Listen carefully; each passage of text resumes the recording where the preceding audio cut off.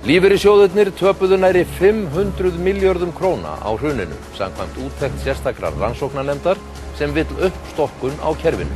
Stærstur hluti tapsins vegna viðskipta við 2 viðskiptablokkir.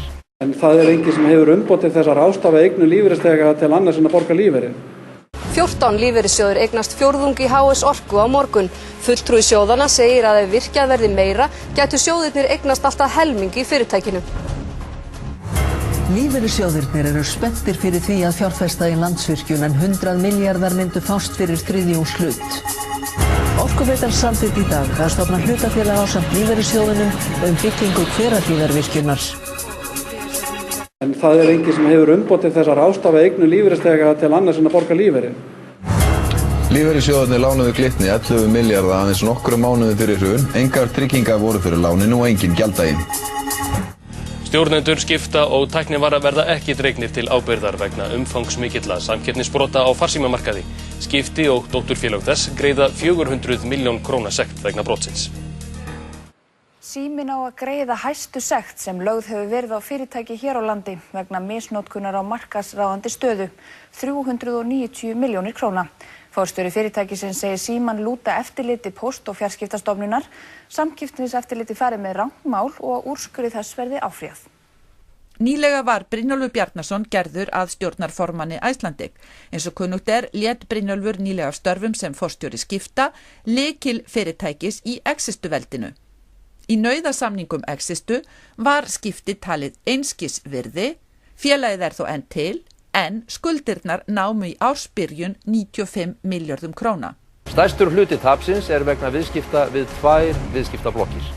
Skipti kom við sögu í einni athyglisverðustu lánafléttunni rétt fyrir hrun þegar Landsbankinn lagfærði stöðu fonds með láni upp á 50 milljarða í styttu eignalaust skúffufélag sem var stofnað sumarið 2008 til að taka við skuldum sem var ekki lengur hægt að hlaða á fonds.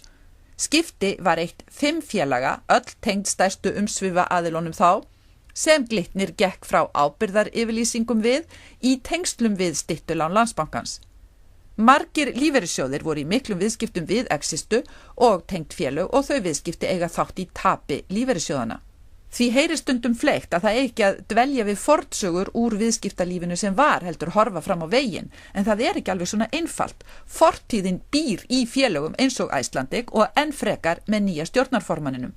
Með eigsin í Icelandic eru lífeyrissjóðirnir sem eiga framtakssjóðin orðnir nátengdir fornsögunni Icelandic, en sjálfur lífeyrissjóðsþegarnir eru þó ekki svo nátengdir framtakssjóðunum að þeir geti auðveldlega haft þar áhrif. Laun stjórnarmanna Framtakssjóðs Íslands voru hækkuð 80%, allt og mikið segir formaður Landssamtaka lífeyrissjóða. En það enginn sem hefur umboð til þess að ráðstafa eignum lífeyrisþega til annars en að borga lífeyri. Aðalfundur Framtakssjóðs Íslands fór fram 17. apríl síðastliðinn, en eigendur sjóðsins eru 16 lífeyrissjóðir, þar á meðal allir stærstu lífeyrissjóðir landsins, auk 2 fyrirtækja, en það eru Vátryggingafélag Íslands sem á 0,55% hlut og Landsbanki Íslands, en hann á ríflega 27% hlut. Ákveðið var á aðalfundi Framtakssjóðsins að hækka laun stjórnarmanna 80% úr 100.000 á mánuði í 180.000.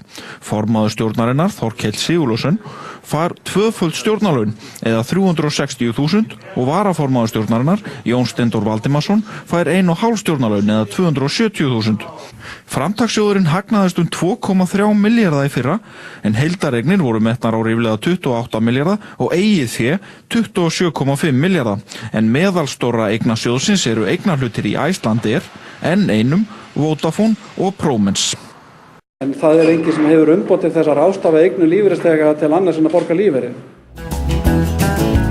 Ég veit menn í siðgæðisnefnd, en tala á þingin og brosa í senn.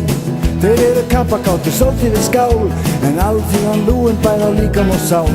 Og afi læðist út í nótt, úr rusli tínir gler. Því allir lífeyrir fór í menn, sem starfið siðgæðisnefnd. Starfa í nefnd, siðgæðisnefnd.